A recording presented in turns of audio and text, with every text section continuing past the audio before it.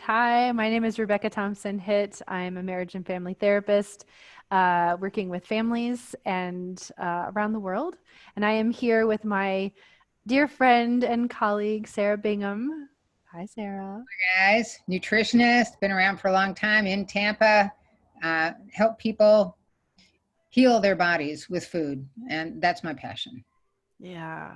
So we teamed up because of the whole COVID-19 epidemic, and we see how families are really being thrown into chaos.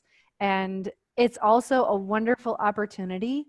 Some of it is that we're all kind of closed in together. And so those behaviors that we might have been able to navigate, because it was only a short period of time, the kids were in school, we weren't all together all day long or trying to work.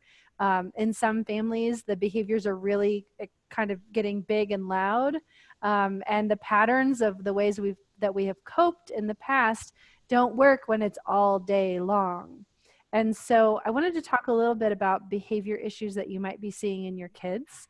And then Sarah is going to talk about food and how that can support behavior as well. She's also going to talk about some nutrients and supplements and amino acids. So we've got some good stuff for you today, hopefully that you will find very helpful. So when kids go through, and adults too, honestly, all of this pertains to us as adults, okay? Good kids. So, right, we're just big kids. So, but recognizing that it's normal when there are lots and lots of changes. Some kids have a really hard time with transitions. We just went through a really big unexpected transition in a lot of different ways. And so for some kids, that's going to come out in their behavior. I don't know what just happened. I don't have words for what all of this is, but all of a sudden everything is different, even for really young kids.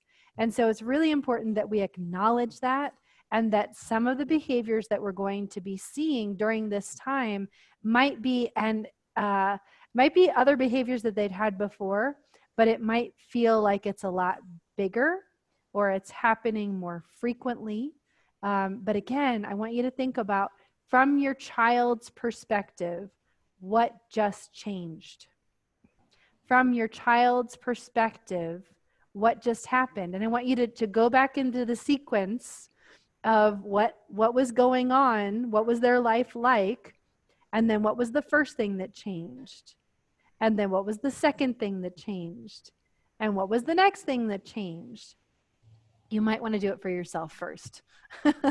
Whoa, okay. I had a young adult client, and he was saying he was away at school, and on Thursday, he was planning a trip with his girlfriend. They were going to be leaving on Saturday to go on a trip. And on Thursday night, they closed the borders to that country. On Friday, he got an email from his college saying that his college was closed for the rest of the year and he needed to go home. Friday night, he booked a plane ticket, and Saturday morning, he was on a plane going back home. And so the sequence of things was really small. And I just give you that example because it happened in a lot of our lives. And for our kids, we were at school. I've got a bunch of clients who they were homesick, or they were, they took the day off for whatever reason. And then they closed school, and that was it. Like, there was no transition. There was no saying goodbye. It was just, okay, now I'm not in school anymore. So really think about what that's been like for your child from your child's perspective, and tell that story. And the more that you can right now, connect with your child and ignore the behavior. Ignore the behavior, not the child. So if they're having a big meltdown over something, go and be with them if you can. It's not ignoring them, and just recognizing they're having a hard time. You might also be having a hard time, so say that. We're all having a hard time right now. This is hard. And we're going to get through this. And I'm going to make room for your feelings. Now, if you haven't had that experience yourself, that's hard. So I want to also say that. Don't think that, if you can't do it, it's okay. But even coming back later and saying, yeah, you were having a really hard time, but there have been so many changes that have happened, and those feelings need to go somewhere. So the more that you can validate and normalize this kind of thing right now, the better.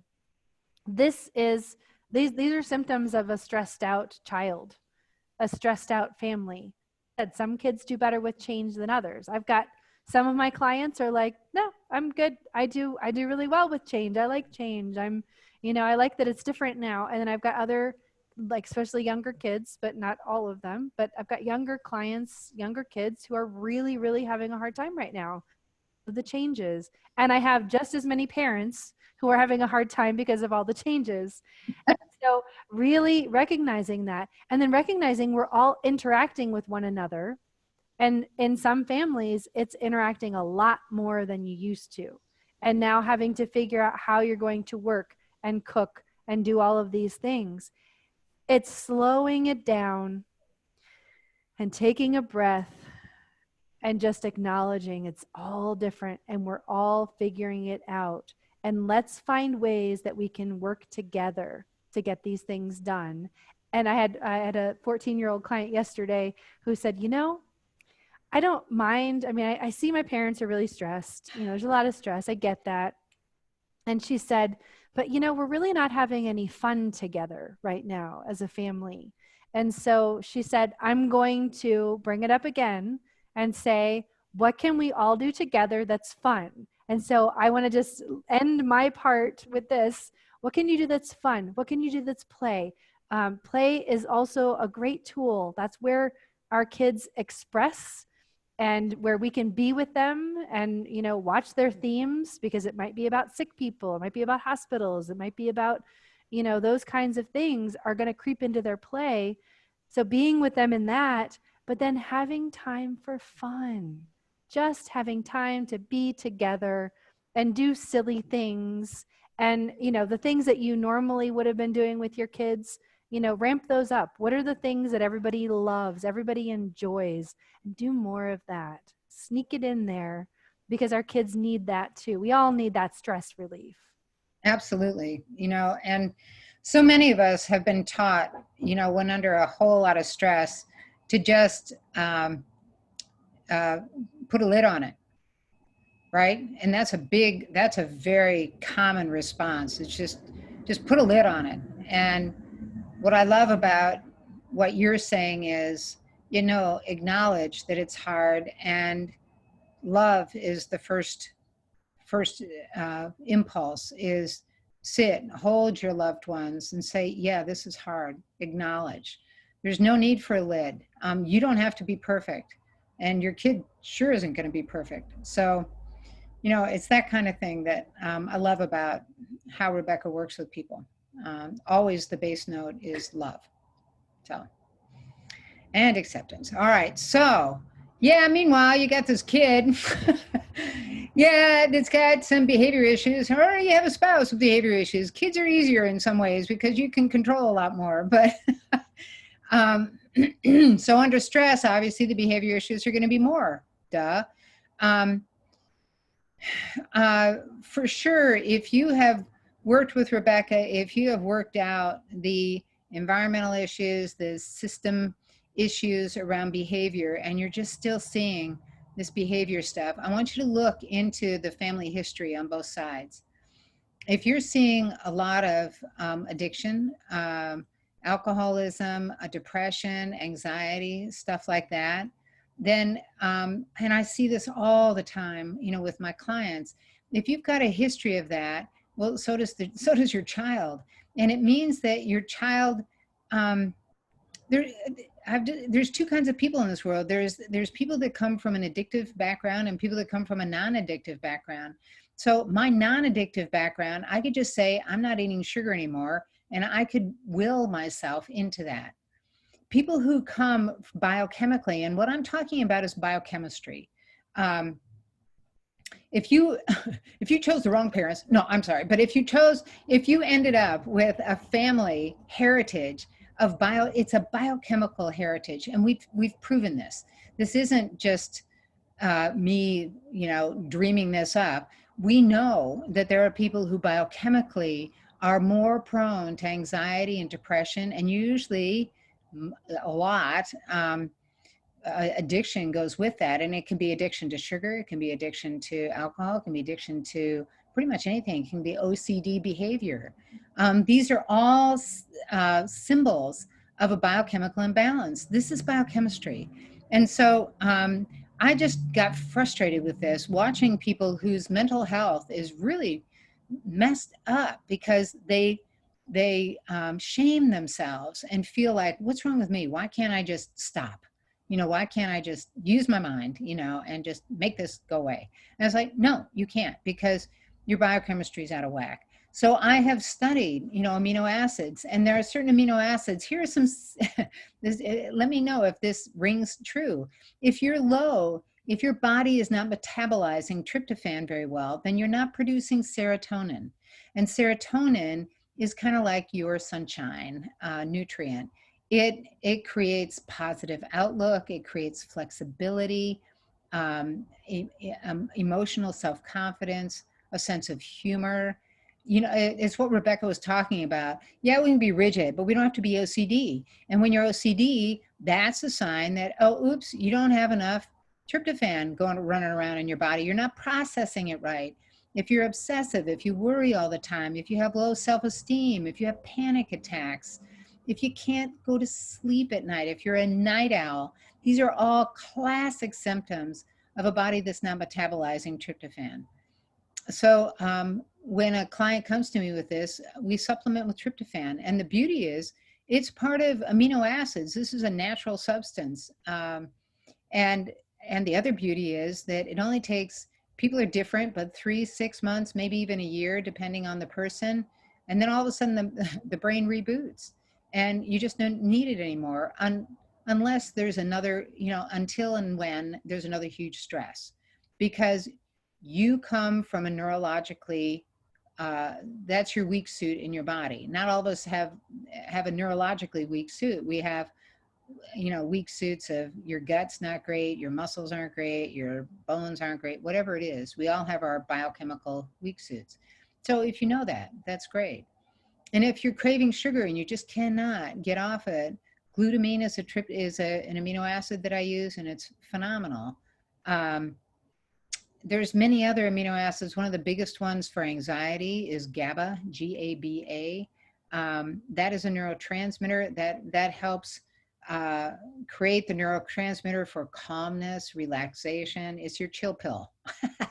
I think a lot of people might need that right now. Yeah, there's a lot of need for GABA right now. And typically when my clients take GABA, I can just watch them. They just go, wow, wow, that feels really good.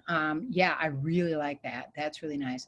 So just know that, and there is a fabulous book. I'll put that in my resource section in my website, which is fastfoodhealing.com.